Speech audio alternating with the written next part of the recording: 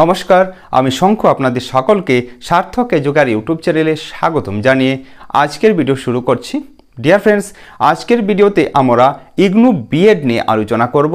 আপনারা বিগত আসাম ইউনিভার্সিটি এর বিএড এন্ট্রান্স এক্সামে হতে পারে অ্যাপিয়ার করেছেন, কিন্তু কোনো কারণবশত আপনার নম্বর কম থাকার দরুন আপনার অ্যাডমিশন হয়নি কোনো সরকারি কলেজে।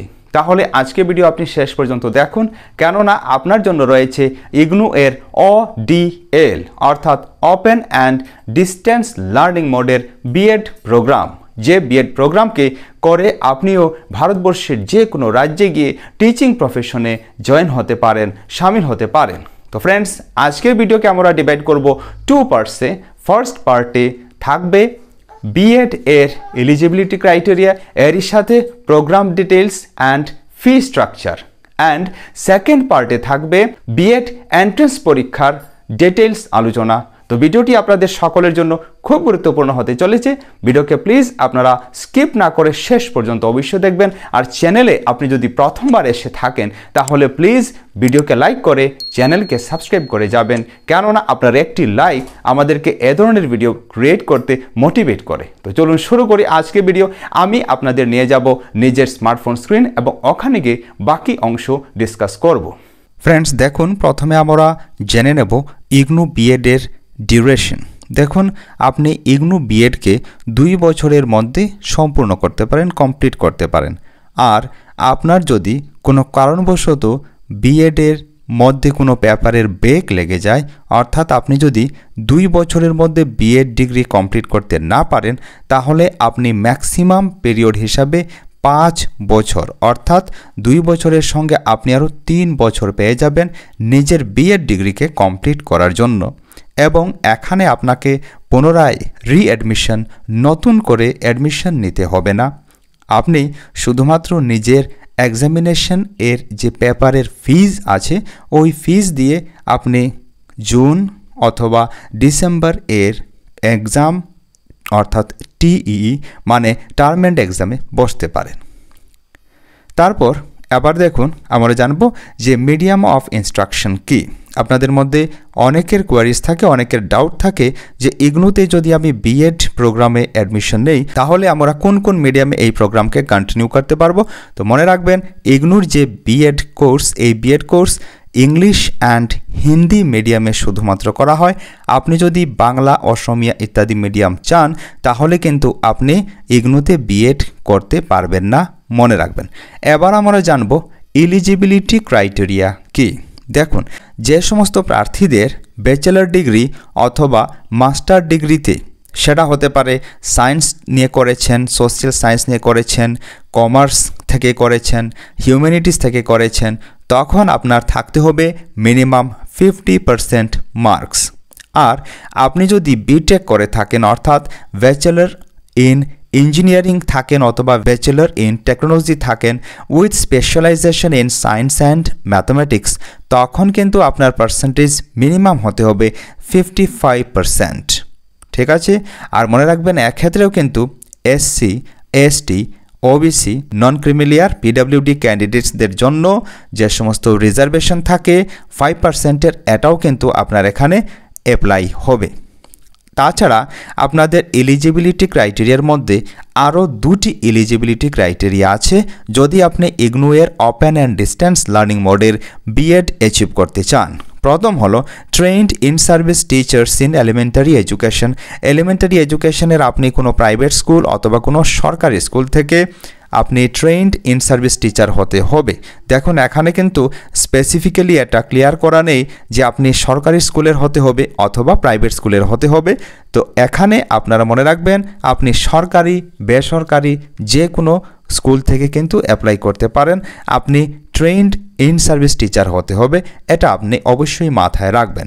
তারপর দেখুন, পয়েন্ট নাম্বার 2 হলো যে সমস্ত ক্যান্ডিডেটরা নিজের ফেস টু ফেস মোডে diploma in elementary education degree করেছেন NCTE recognised teacher education programme থেকে, সে সমস্ত প্রার্থীরা এই কোর্সের জন্য এলিজিবল। আপনি যদি NIOS থেকে ডিপ্লোমা ইন এলিমেন্টারি এডুকেশন করে থাকেন তখন কিন্তু আপনি ইগনু এর বিএড করতে পারবেন না, মনে রাখবেন। আর আপনি যদি SCERT আসামের যে ওপেন অ্যান্ড ডিস্টেন্স লার্নিং মোডের ডিএলএড প্রোগ্রাম হয়েছিল, ওই ডিএলএড প্রোগ্রাম থেকে নিজের diploma in elementary education degree achieve করে থাকেন, সেক্ষেত্রেও আপনি কিন্তু বিএড এর জন্য এলিজিবল হবেন না। এটা অবশ্যই আপনারা মাথায় রাখবেন। তারপর দেখুন এখানে কাশ্মীরি মাইগ্রেন্টসদের জন্য রয়েছে রিজার্ভেশন, এটা আপনারা জানেন।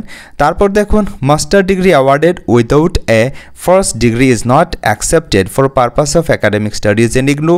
আপনি যদি মাস্টার ডিগ্রি অন্য কোনো ইউনিভার্সিটি, অন্য কোনো বিশ্ববিদ্যালয় থেকে করে থাকেন, তাহলে আপনাকে ফার্স্ট ডিগ্রি, এই ফার্স্ট ডিগ্রি মানে কি, মানে আপনার যে ইগনু ছাড়া ইউনিভার্সিটি থাকবে যেখান থেকে আপনি মাস্টার ডিগ্রি করেছেন, এটা ইউজিসি রিকগনাইজড হতে হবে। ঠিক আছে, তারপর চলুন নেক্সট পয়েন্ট আমরা আলোচনা করব, এবং এটা হলো আপনার অ্যাডমিশন হয়ে গেল। মনে করুন আপনি এন্ট্রান্স পরীক্ষায় ভালো স্কোর করলেন, তারপর আপনার অ্যাডমিশন হয়ে গেল। এন্ট্রান্স টেস্ট পাস করার পর যখন অ্যাডমিশনের পালা আসে, তখন আপনাদের সবচেয়ে যে সমস্যার সম্মুখীন হতে হয়, এটা হলো ফাইন্যান্সিয়াল কন্ডিশন। দেখুন ইগনু এর যে প্রোগ্রাম ফিস, এটা এখানে আপনি দেখতে পাচ্ছেন, এটা হলো 55,000 ফর দি এন্টায়ার প্রোগ্রাম। দেখুন পুরো 55,000 টাকা আপনি যদি খরচ করেন, তাহলে এন্টায়ার 2 বছরের এই প্রোগ্রামকে আপনি অ্যাচিভ করতে পারেন, এই কোর্সকে আপনি অ্যাচিভ করতে পারেন।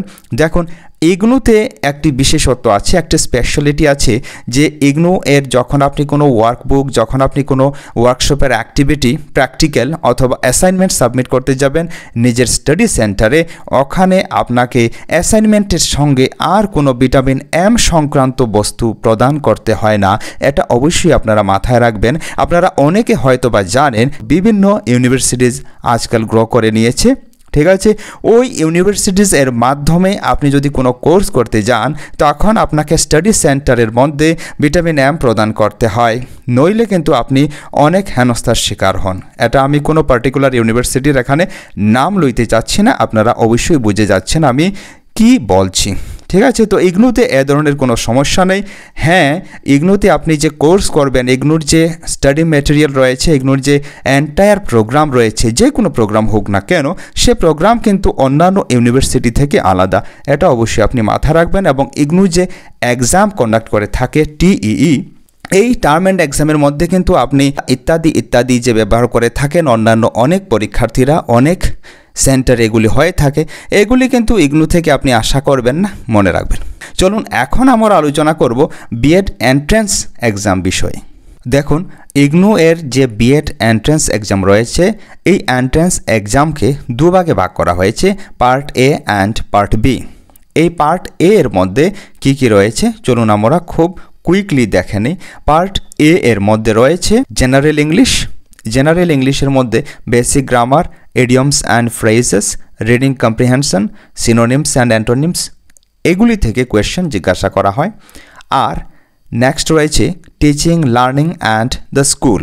এখান থেকে fundamental and principles of education, learning and pedagogy, responsibilities towards society, development of teacher education in India, তারপর inclusive education and teaching ability, aptitude and development of students, experiments related to school and new findings activities, তারপর child centred and progressive education, এগুলি থেকে question জিজ্ঞাসা করা হয়। ঠিক আছে, তারপর রয়েছে logical reasoning.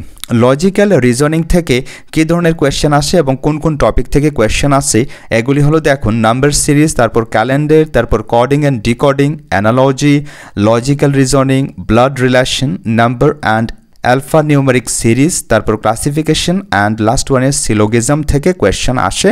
And the last part of part A is educational and general awareness. এখান থেকে history, geography, social science, political science and current affairs থেকে কোয়েশ্চেন জিজ্ঞাসা করা হয়। আর দেখুন পার্ট বিতে রয়েছে ইংলিশ আর হিন্দি। আপনি ইংলিশ হিন্দি এই দুই ভাষার মধ্যে একটি ভাষা অপ্ট করবেন। এগুলির মধ্যে কী কী থাকে, রিডিং অ্যাবিলিটি, তারপর ওয়ার্ড ইউসেজ, তারপর গ্রামার অর্থাৎ কম্প্রিহেনশন থেকে এখানে কোয়েশ্চেন জিজ্ঞাসা করা হয়। তারপর থাকে সোশিয়াল স্টাডিজ। এখন সোশিয়াল স্টাডিজের মধ্যে কী কী থাকে, history, geography, economics, current affairs, political science, social science, এগুলি থেকে কোয়েশ্চেন আসে। আর তারপর থাকে ম্যাথমেটিক্স থেকে কী ধরনের কোয়েশ্চেন থাকে, কোন কোন টপিক থেকে কোয়েশ্চেন থাকে, এগুলি হলো অ্যারিথমেটিক, তারপর সিম্পলিফিকেশন, তারপর নাম্বার সিস্টেম, অ্যালজেব্রা, তারপর ট্রিগোনোমেট্রি, তারপর জিওমেট্রি। এই টপিকগুলি থেকে কোয়েশ্চেন ইগনু এর বিএড এন্ট্রান্স এক্সামে জিজ্ঞাসা করা হয়, মনে রাখবেন। আর সবশেষ রয়েছে সায়েন্স। এই সায়েন্সের কোন কোন সাবজেক্ট থেকে কোয়েশ্চেন আসে, এগুলি হলো ফিজিক্স, তারপর কেমিস্ট্রি, তারপর বায়োলজি। ঠিক আছে, তো আপনারা বুঝতে পারছেন যে ইগনু এর বিএড এন্ট্রান্স এক্সাম কী ধরনের হবে। তারপর দেখুন এক্সাম প্যাটার্ন হলো টোটাল 100 মার্কসের এক্সাম হবে। ঠিক আছে, আর সময় থাকবে 120 মিনিটস, অর্থাৎ 2 ঘন্টা সময় থাকবে। আর এখানে কোনো নেগেটিভ মার্ক থাকবে না, অর্থাৎ আপনি যদি চান তাহলে 100-এর 100 কোয়েশ্চেনের আনসার আপনি করে আসতে পারেন। আপনার নেগেটিভ মার্কে নাম্বার ডিডাক্ট হওয়ার কোনো চান্স থাকবে না।